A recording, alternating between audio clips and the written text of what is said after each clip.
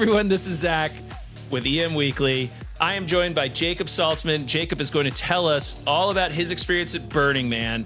And for everyone that's been paying attention, Burning Man this year was as it always is, it's a unique experience. But in this year in particular, very unique with the rain and all of just the general wildness of Burning Man. Jacob, thank you for joining me.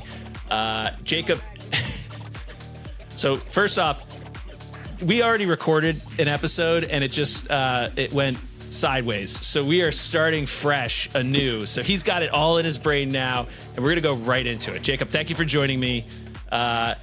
First and foremost, how did you get involved in medical services, and how did you get into Burning Man?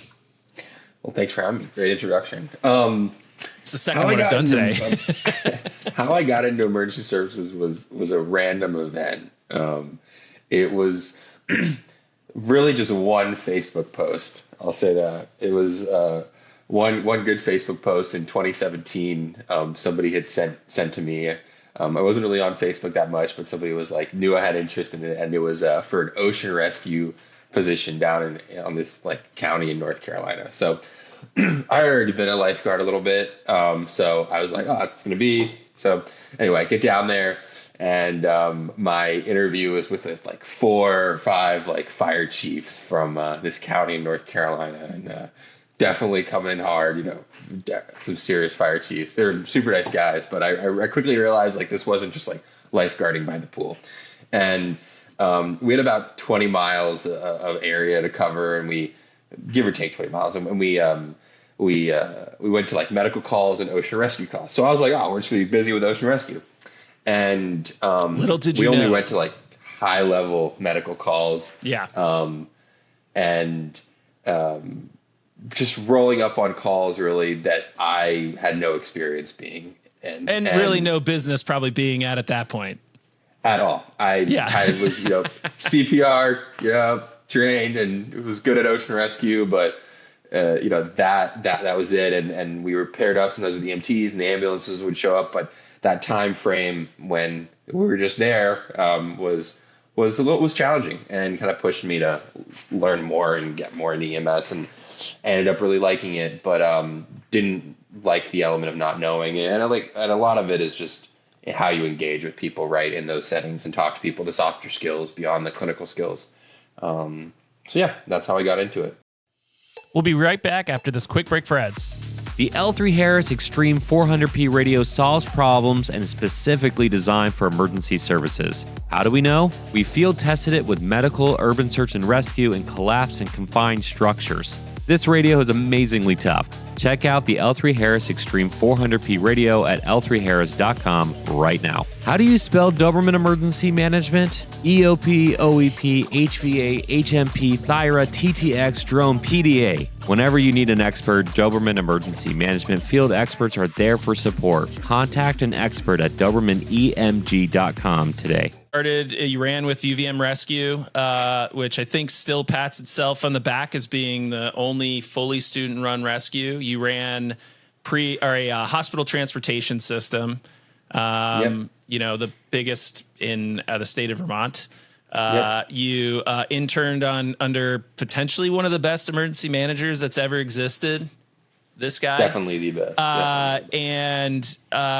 So it was funny the way that we sort of connected initially. You were, I think, kind of maybe getting burned out of EMS or something. There was like just this little like blip where you were kind of like, I want to try something different. I was looking for an intern. I knew you through rescue. You reached out to me at that time. I was the advisor for UVM Rescue, and you were like, cool, let's try this out. And I remember you being, so speaking of like the communications, like you were very sort of just like comfortable in the environment, which I think is really, really important for EMS. And like the people that like I've always sort of looked up to, the paragods in my life, were those folks that like could go into any situation and just sort of chat. Like, cause it's such an important part of EMS. I hate, there's the folks that like clinically amazing, right? Like they've got all the skills. They're the ones wearing the vest with all the gadgets and everything, and they're the best, but they can't talk to people, right? And so much of just that conversation is like part of the treatment process, right? Like, I mean, there is a it alters their outcome if you can talk them down. It could potentially save their life. Like, there is real medical need to talk to people. So I noticed that in you. And then we're going to talk about like what you did after the internship and left, because you did a huge amount of COVID response around the country that I want to talk about. But more importantly and more cool is you were also a like emergency manager / safety advisor / medic on TV and movie sets across the country. Actually around the world. I'm not even blowing you up enough. It was around the world. So we're going to have Jacob back on for that. But for today, we're going to talk about Burning Man. So I'll give you my perception. I've not been to Burning Man. I actually know quite a few people who've worked their way through the BlackRock Emergency Services Division, some folks who worked in like emergency management, some who've been responders. As an outsider looking in, it is like, it's this it's almost indescribable event. And when I try to, when I talk to these folks and have talked to you about it, it can be really hard to sort of appreciate how unique of an experience it is. So first and foremost, lead us into Burning Man. How did you even find out? How many times have you been there? And what was the process of sort of getting onboarded? Yeah, so I originally found out about Burning Man in 2020. I was working at the UVM Medical Center in that critical care transport and the helicopter and the ground units. And the interest really sparked when the first conversation I had, the lady that I was speaking to the recruiter couldn't really give me a definite of what this was, right? So it was, and it just captivated even more because like there was no absolute answer to my questions. Obviously, there's never absolutes. Sure. There was no absolutes in EMS of like what kind of calls we gonna run, but it was really like where my question, where are we staying? Like, do we get food? Like that, and it was always like a lot of it revolved around you got to roll with it and the roll to flow and like you just got to. You kind of get to stay here. You kind of get food. It was a lot of that and what it was all going to look like. And really what that says is that it's such an evolving environment and things change that you really have to be dynamic. And just straight off the bat, like if anybody has the opportunity, especially if you're in the EMS world, to work at Burning Man, like I would say take it. It's a great experience just from the acuity level, but just from the pushing yourself to work in an environment that's as dynamic as that is a great experience. So, yeah. And talking about the environment, like there's a lot of sort of unique challenges. It's an austere environment. Like I imagine it sort of is similar to like military, EMS where nothing is really permanent there, right? Like even the clinic or the hospital that's there, like it's all built for this event and then kind of packed up and goes away, right? Yeah, it's all temporary. Everything out there is temporary. They're really big on like leave no trace out in the desert, especially like where we are. And yeah, it's all built. The hospital is built. It's a lot of like tents and there's one like ICU trailer, we call it. It's all brought in. Everything, generators, air conditioners, ambulances, everything is brought in. It's tough. The environment's really tough on the equipment though. I mean, full-time mechanics working on the ambulances, the air conditioners. That's the whole. It's just to keep it running and everything like that. So. Yeah, for people who aren't familiar, Burning Man takes place in the Nevada desert. I think you said it's like 2 to 3 hours from Reno. So yeah, about significant. 2.5 hours, yeah, and then there's airstrip on site. Which is also it's just a dirt strip, right? It's built for this again. And those structures. And so you are kind of there, right? So like if you were talking about, what you have to bring. So how does that, like, were you told what stuff you need to purchase yourself or bring with you and then what they would have on site? Yeah. So in terms of like the personal needs, the organization that was like contracted through, they give you a list, but I would say like the best knowledge you're going to get is like going 1 year and failing to bring. Yeah. Like not. How many years have you been there, by the way? This is my first year in 2020. Okay. like COVID happened. This was Yeah. about I was having a conversation with them in like January or something like that, which was fairly early on, and then everything started unraveling and ended up like going a different direction in the COVID response stuff. But so definitely like experience of going once or finding someone that's been, right.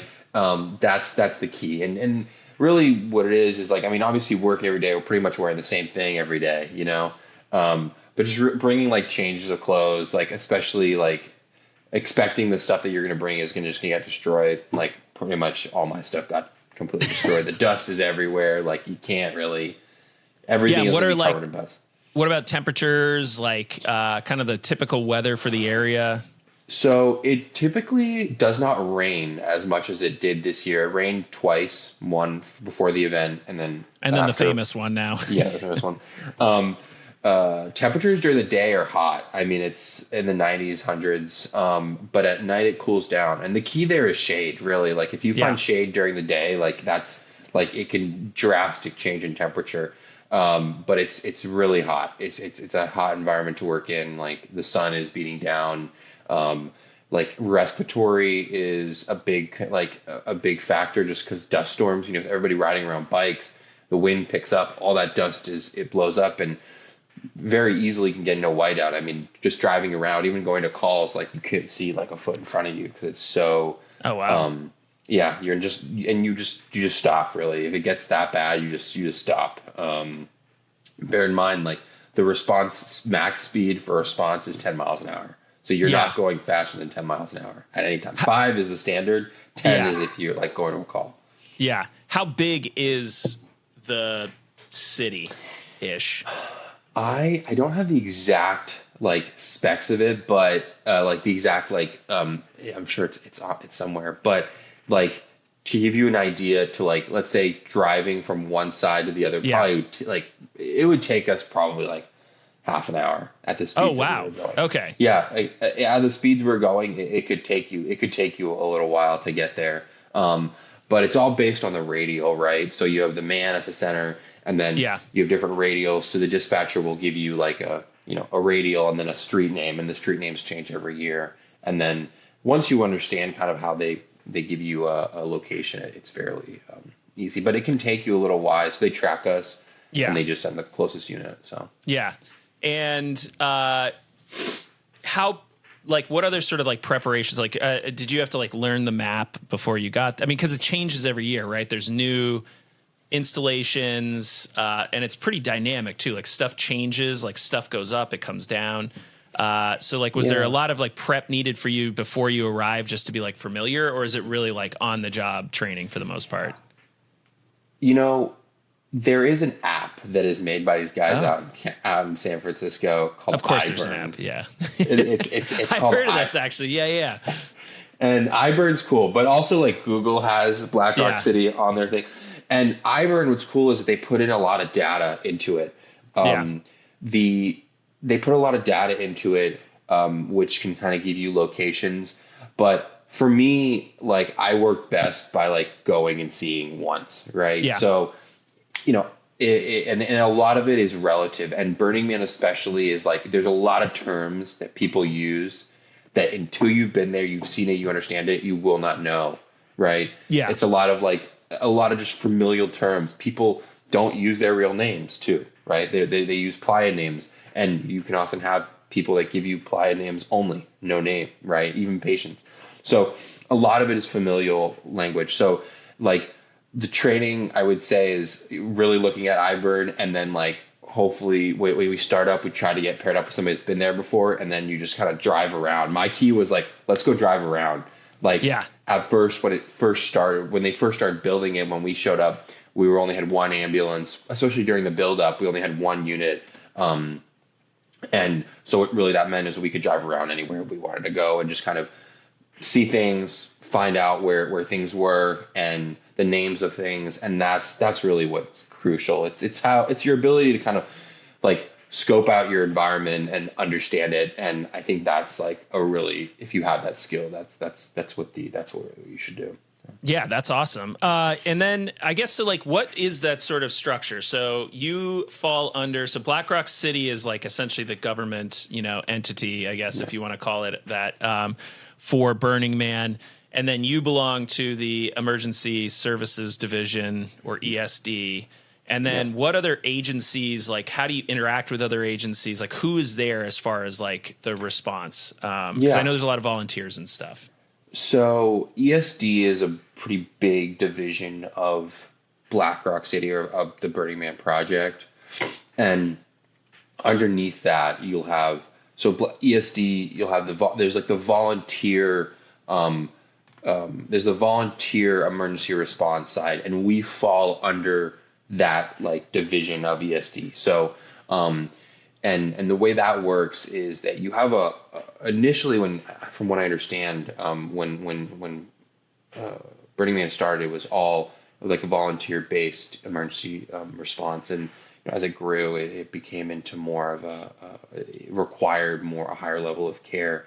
But what's interesting about the ESD folks, especially the volunteers, is that a lot of them are like, you could be talking to a trauma surgeon, you could be talking to a flight nurse. Like the level of experience there is amazing, right? It's not, it's not a low like scope, but it's not a surf rescue guy from North Carolina who is the first first day on the job. No, yeah, it's definitely like there's some years of experience there, but no one's flashing their cert. Nobody's no like trying to be like, there's none of that. And there's around Black Rock City, there's ESD stations at various radials around, and they kind of serve as like, let's say, first aid points.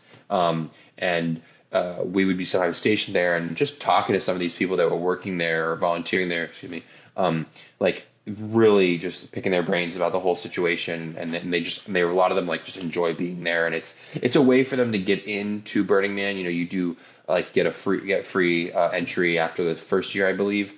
And it's a great like way to get involved. Some people just pick up 2 shifts and then they're done, or whatever the minimum is for them. But we would work hand in hand with them. And then within that ESD station, there's fire out there, fire department, and then there's the BLM Rangers, and then there's there's other further support staff within that response project. Yeah. And do you know, so I'm assuming there's some sort of incident command system, structure that exists there.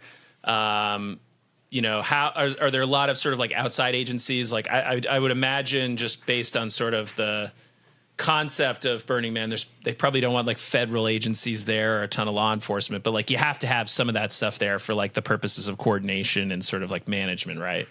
Yeah. So it is. So in terms of the law enforcement and the federal agencies, it's there's the BLM Rangers are there. And then there's also like I think it's Pershing County Sheriff's Department is there. So there is in terms of vehicles, there's a good amount of, there's a good presence, right?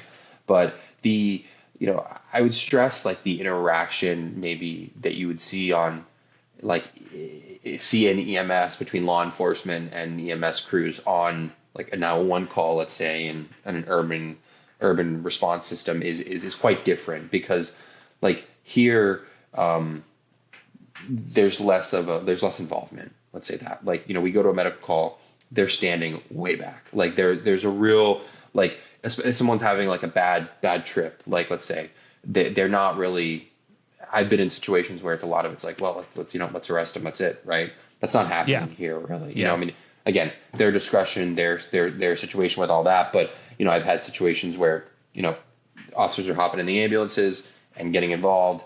Like it's a support structure. It's a support structure. It's really like, we're here to support you with what you're doing here and the movement. And I can't stress that enough, how it's like, that's part of the reason why I recommended people to like get involved if they can, is because like it's a completely different culture to emergency response. It's a completely different culture, in a really good way.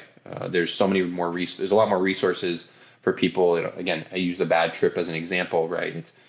There's resources to not have to go to the hospital. If it's just like someone needs to watch them, there are resources that Burning Man provides outside of the medical world just for someone to sit there and watch them, called Zendo. and they have like different camps around Black Rock City.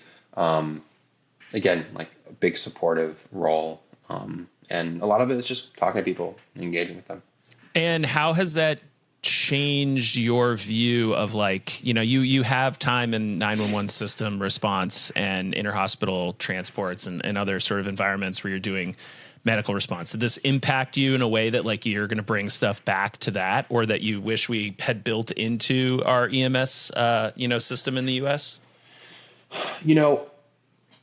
Definitely. I mean, this experience that I had has already started impacting me in ways that like I didn't think about it before. And even though now, like, I mean, I still do some 911 response, here and there for different contracts and strike teams and whatnot. I think the element that it brings is that I think, and you mentioned this before about getting burnt out. I mean, if you're so used to your process, right, and your tolerance to, hear someone's story. Let's say you have like someone you see frequently in the 911 system, and you're just like, oh, like same thing, different day, right? Yeah. Like in this environment, really stresses that maybe for you it's same thing, different day, but for your patient, like it can be their worst day of their lives, right? And like taking the time, slowing it down, like really going back to the thing of everyone's an individual, everybody's having an individual like problem, like that's what stresses me to change my ways. I mean, I'm not very set in that type of clinical experience. I mean, I'm Sure. really definitely like, let's talk about this, and like trying to relate or trying to get on that level with a patient.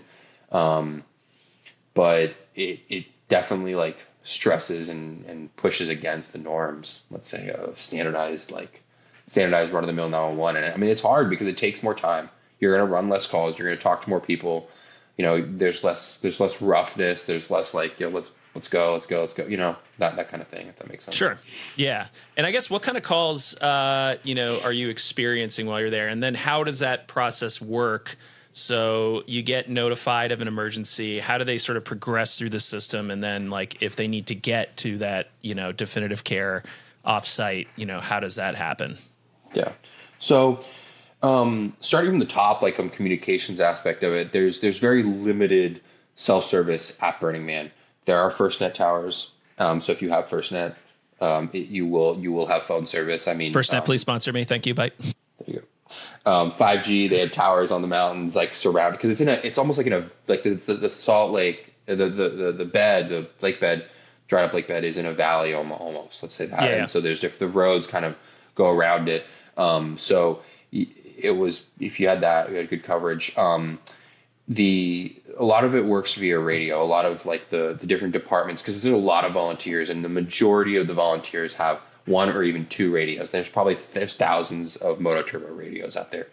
And on one of there's a channel that's just 911. So essentially using the radio, anybody can call in some sort of call via the radio dispatch. That's one way. The other way is that people self-present to one of the ESD stations, which is one of the first aid stations, or they find a Black Rock Ranger or a BLM Ranger. The Black Rock Rangers are not law enforcement. They're like mediators. They deal with like crisis intervention, especially like mental health first aid, things like that. They're trained for that. And it can come through that element. People can also use their phones, if they're able to get service if it switches over. But that's typically how it comes through. Initially, it's triaged by the dispatcher. And again, we're all tracked is a big thing. So we're part of the Delta units, which are all the transporting ambulances. And then there are the QRVs, which are run by the ESD volunteers. And on those QRVs, you have like flight nurses, paramedics, it's not a low level of care on the expertise level. It's just, the Delta units can administer further level of care. They can administer drugs, things like that. Versus the QRVs that just don't have that scope. By the state, not by their abilities, by the state. So QRV goes, if it's escalating or needs some sort of higher level of care, that's triaged. Then they request an ambulance, unless it's already viewed as high acuity by the dispatcher, in which case we would go transport the patient to the hospital. And then sometimes if it's high acuity, sometimes it's just They see the doctor there. The doctor orders the flight crew, and there's a fixed wing aircraft sitting on deck there. That's part of the whole response model that's stationed there. So the flight crew sleeps at Burning Man, and they rotate out of Reno.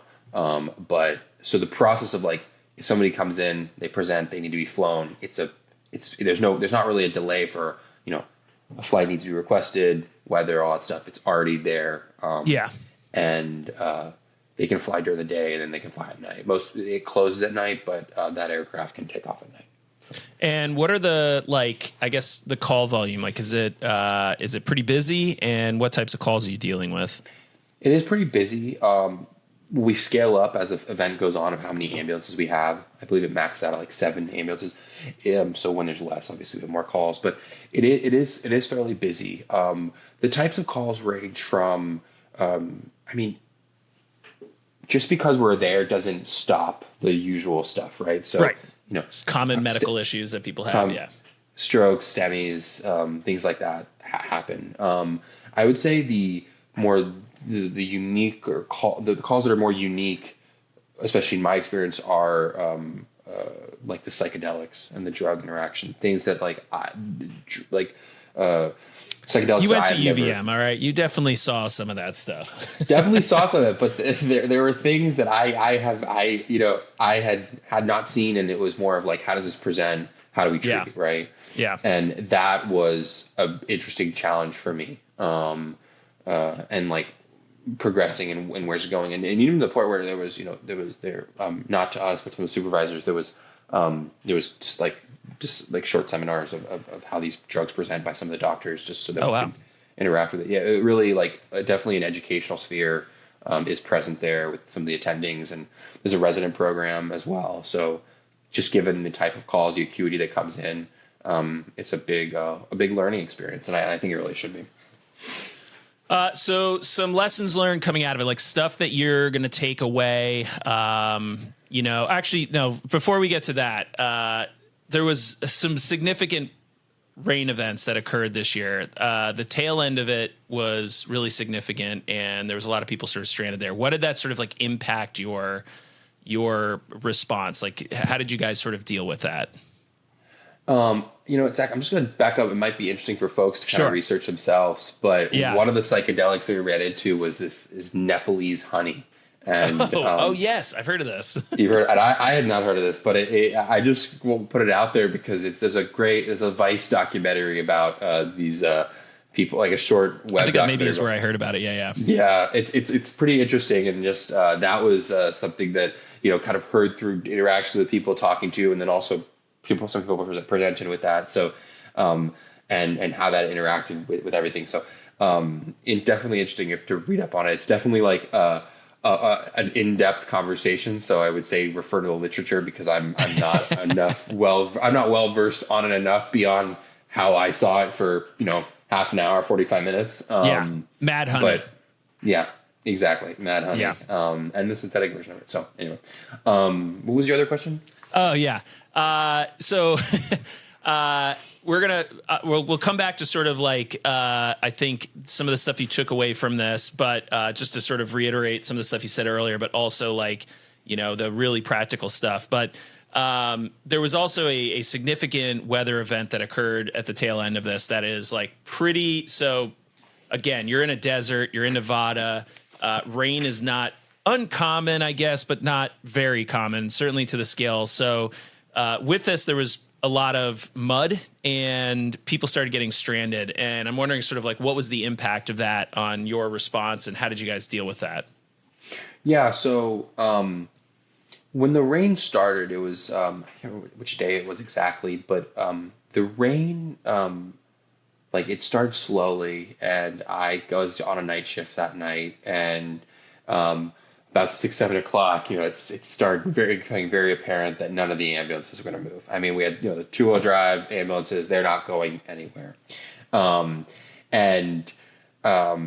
you getting like weather reports from your dispatch or an emergency operations center or something? Like, did you see this coming? So directly to me, no, but also bear in mind, like I'm Yeah. not high up on the the management Sure. side of things, right? Like we're listed the radio, like that kind of thing. But a lot of it was our supervisors, and within like our camp or is near the hospital, so we're kind of all one like compound. And so a lot of it was just coming through us from our huddles, our team huddles, and that's largely how we would communicate, especially at the start of the shifts, end of the shifts. And so we didn't have a response model from like from within the Delta units between about 6 to maybe like 1:32 in the morning, because we were using the ambulances, and at 2 in the morning we transferred over to QRVs, like ATVs, Polaris ATVs. There was a ground stop, let's say, put on in Black Rock. So nobody during the time from about 7 o'clock till when we start driving, there was a complete ground stop. And there was a ground stop after it. What that meant is that the only people that really could drive around were us once we got these vehicles. And we weren't patrolling. It was only call based that was triaged.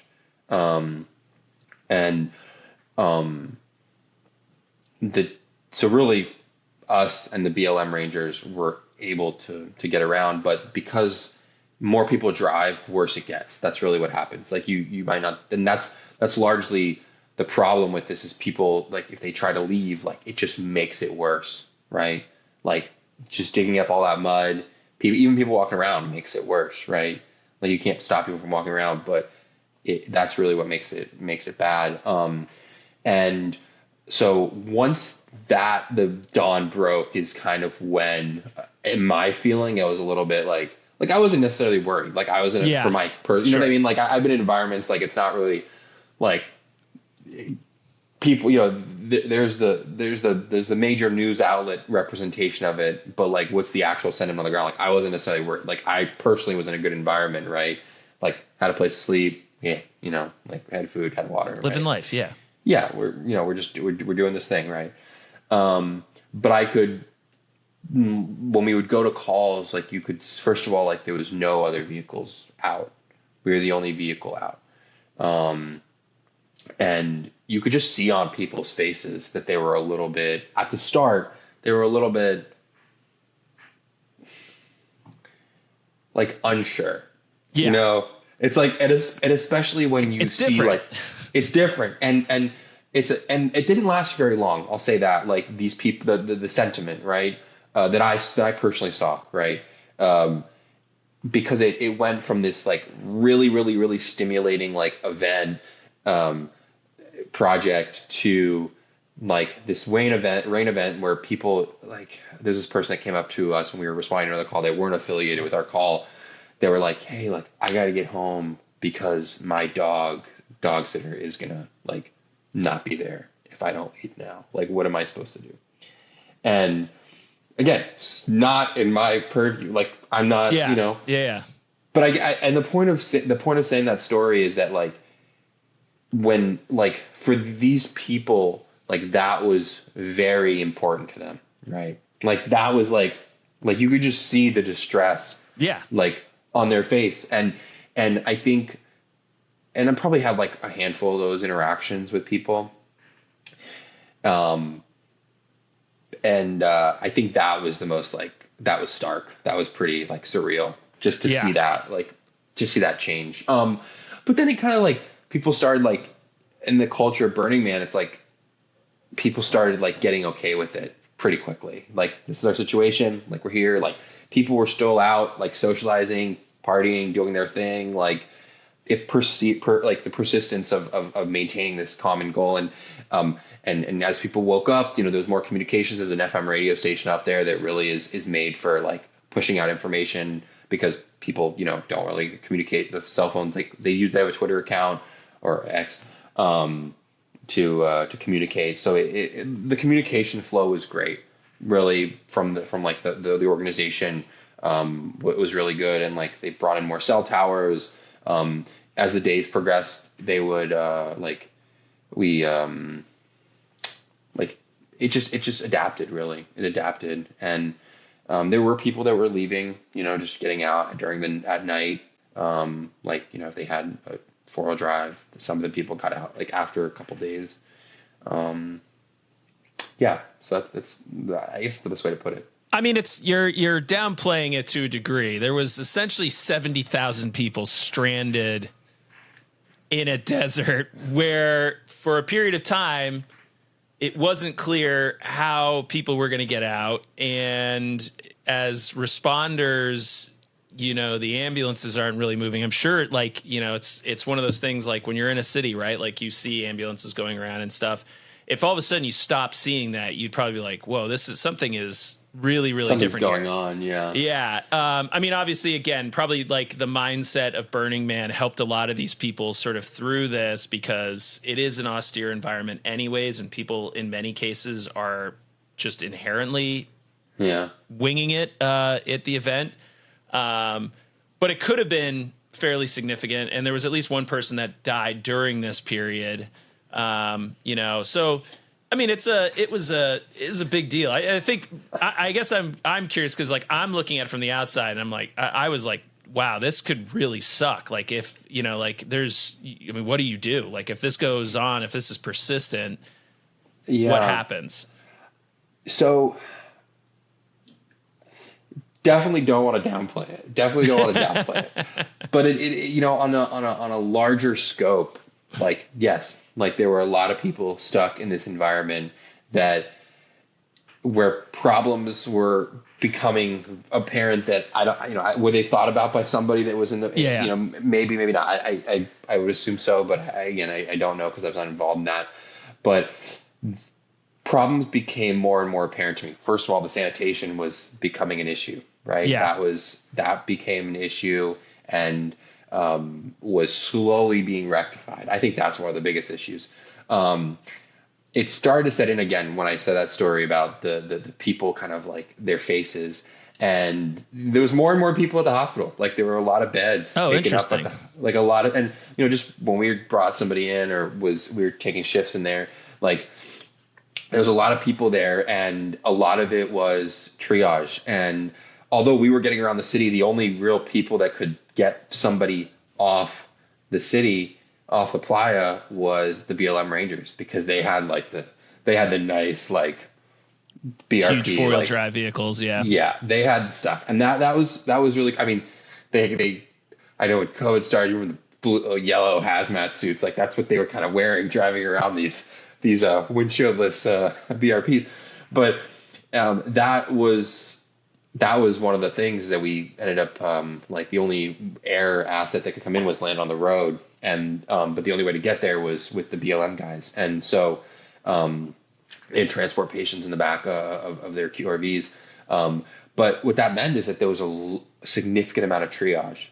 Like really, it was a critical level calls were the ones that were leaving.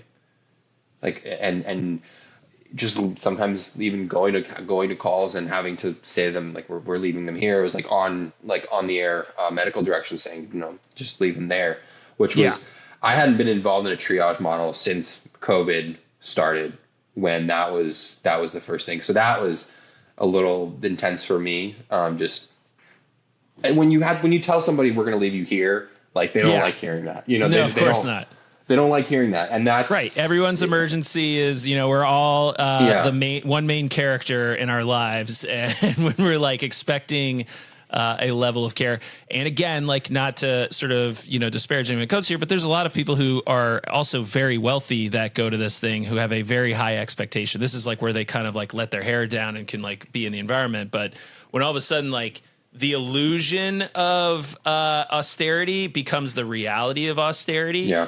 You see this a lot in disasters, right? Like people who stick it out for hurricanes and stuff, and they're like, I've been through this, like I'm not worried about it. And then all of a sudden it's like, oh crap. And you call 911 and they go, there's no one coming to get you. We told you to leave. We do not have a response unit. That's when that reality changes. So did that cause like a huge amount of anxiety within the folks? And what about like you as responders? Like how were you sort of managing it?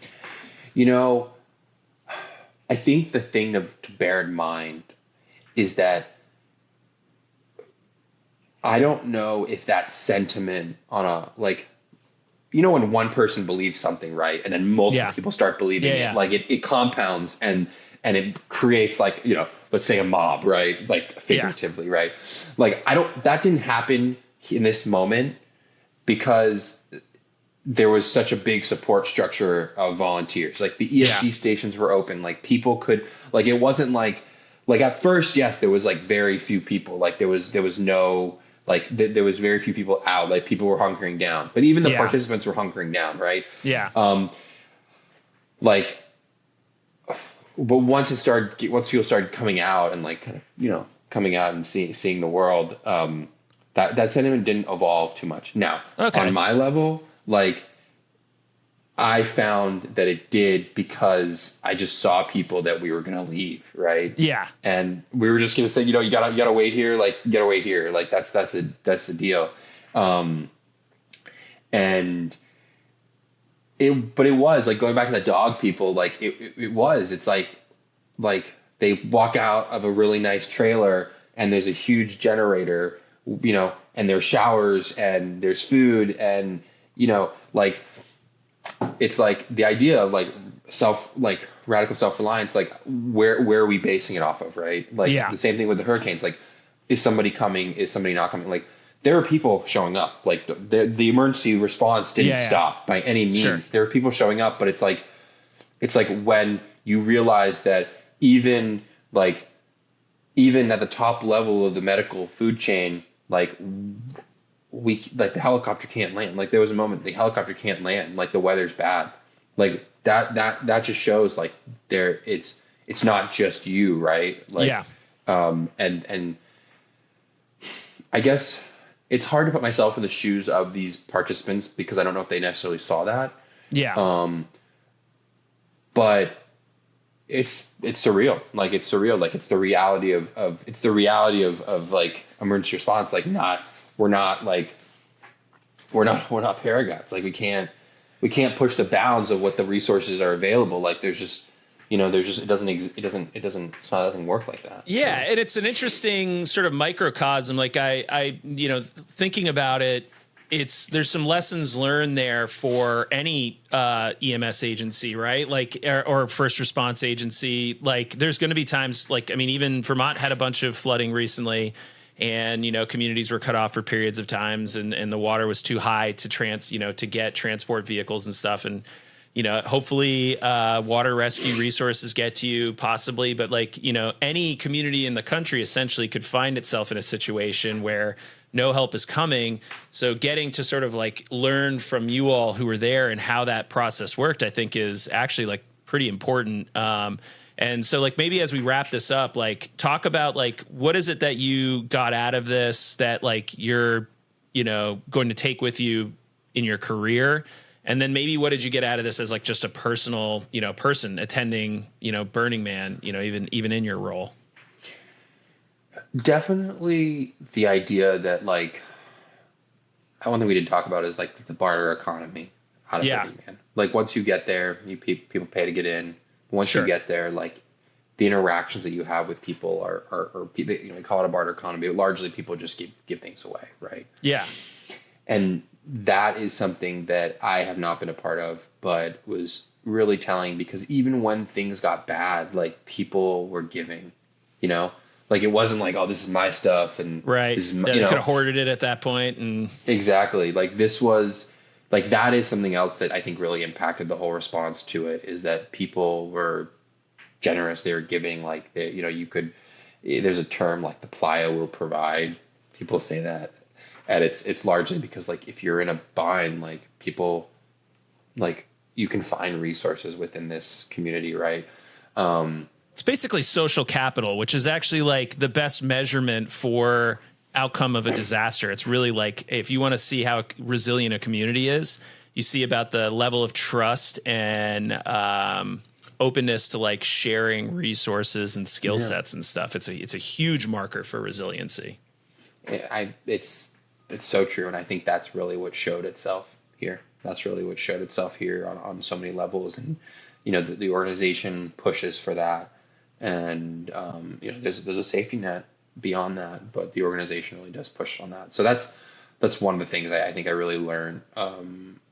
and the other interaction is just talking to people and interacting and like de-escalating situations. And then, the soft skills is something that is so important with a plethora of situations, especially in emergency response. And if that can be generated into the whole educational framework, even more so. And it's kind of like an off-topic thing, but there was a great course which is taught a lot in the South called the CIT training for first responders. It's like a 40-hour course that really deals with like crisis intervention training, and it's based on like the Memphis model, they call it. But that was I took that like last year, and it was really good at like intro to mental health, right? And I think that like Burning Man compounded with that type of education, just, I don't know, changed my perception of dealing with people, and from like the direct patient care all the way up to like managing interactions and managing people and dynamics of people in large groups and inhibition, right? Burning Man removes a lot of inhibition and takes people down to the core of their desires and what they like to do and want to do. And how to put it, like, instead of assuming this is the outlier, assuming it's the norm, or not assuming, but instead of assuming it's the outlier, like the idea of like drugs are bad, right? Like that concept, like not saying that it's a good thing to do or a healthy thing to do, but saying like it's going to happen and people are going to do this, right, and they're not a bad person for doing this, and like it doesn't make them a bad person, and your judgment of them should not, like, as much as we try to like take away our biases, like really like saying like, look, it's a part of this environment, and at Burning Man it's a commonality, and like you said, there's a lot of affluence at Burning Man. There's a lot of like, it's not, if you have a perception of the type of person that goes to Burning Man, you're probably wrong. It's probably, it's a different type of person. There's people from all walks of life here. So like understanding that and saying, well, like, that's a interesting point. That's something. So the last few years I've been going to New York Comic Con, not Burning Man by any means, but a niche environment where everyone can sort of let their hair down and embrace their, nerd and geek culture.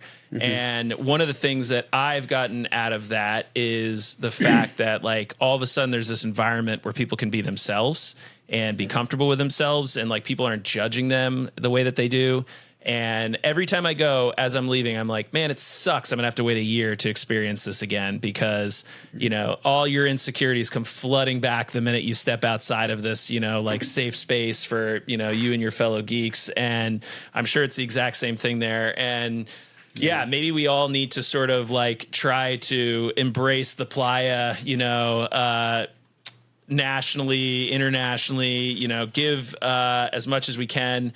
The other thing you talked about, there was a book that just came out. I haven't read it, but I listened to a podcast on it called The Myth of Normal. And it's a lot about addiction and trauma and stuff. And like, just a lot of, we box ourselves into these situations and we box other people into their situations because of our perceptions and stuff. So, it is cool to go to these things where all of a sudden that is broken down. So that's, I think, a really important thing, especially as an EMS provider, right? Like the thing about first response that I miss because I don't do it anymore is you are on the front step of reality. Like you get a front row seat to reality, and you see people in all sorts of vulnerable positions and environments, and you see life at its like best and worst, right?